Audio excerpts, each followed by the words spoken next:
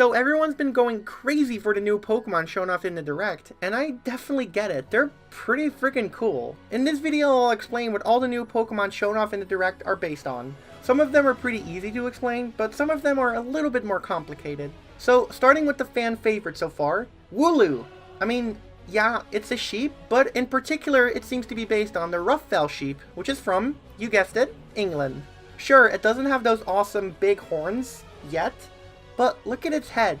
You see those little stumps, right? Well, that's a Ruffell lamb. Except for the fur, they look very similar. So I'd be interested to see if it evolves into a defensive beast with huge horns with that fluffy ability.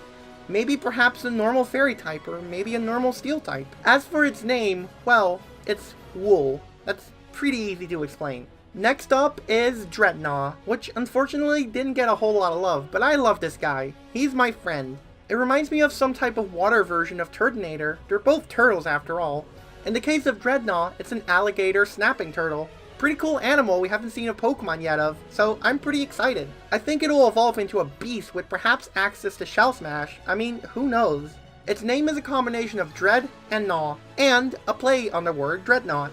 Next up is Gossifleur. To me, this kind of seems like the Galarian version of Flabébé. This one seems to be based on the several species of the Gossypium genus, a species of flower where cotton is harvested from, and that's also where the origin of its name came from, along with fleur, which means flower in French. I'd say it's not just based on one thing, but also various other flowers like the red lily, and perhaps the red trumpet creeper.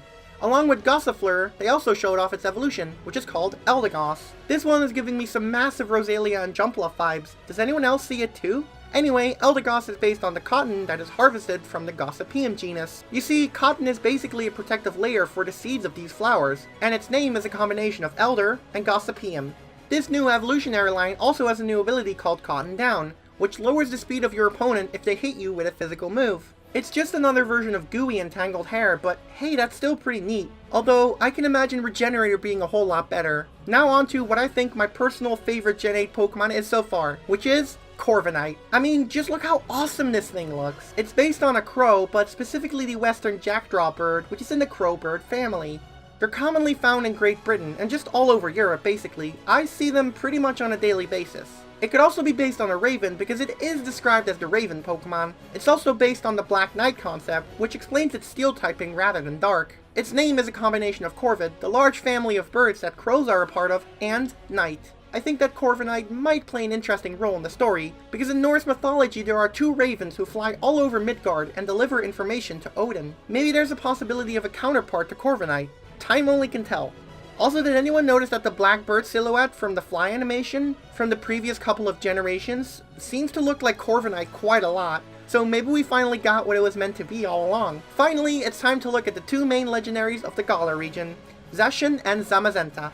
A duo of two wolves, one holding a sword that's been, well, the internet loves its memes, that's all I can say. Along with a wolf that's literally just fused with a shield. Although, the official Pokemon website describes the sword and shield as something that appears to be, rather than just is. So, I'm curious what possible direction they could take with that, or maybe they're just being mysterious for no reason. At first I thought they were based on the twin wolves known as Skull and Hati from Norse mythology, who chase the sun and moon, which is very fitting to the previous entries. And while they still can likely be inspiration, I think the dual wolves called Geki and Freki are more likely to be the origin of Zacian and Zamazenta. This is because of this particular piece of art. As you can see, it's accompanied by Odin and a sword and a shield. You can also see ravens, which would tie in Corviknight in some way. There's not too much information on this duo of wolves, but I do find it very interesting. And I'm very curious what Game Freak is going to do with the lore of these legendaries. With that being said, those are all the inspirations behind the newly announced Pokemon. If you want to go ahead and follow me on social media, there are links right here.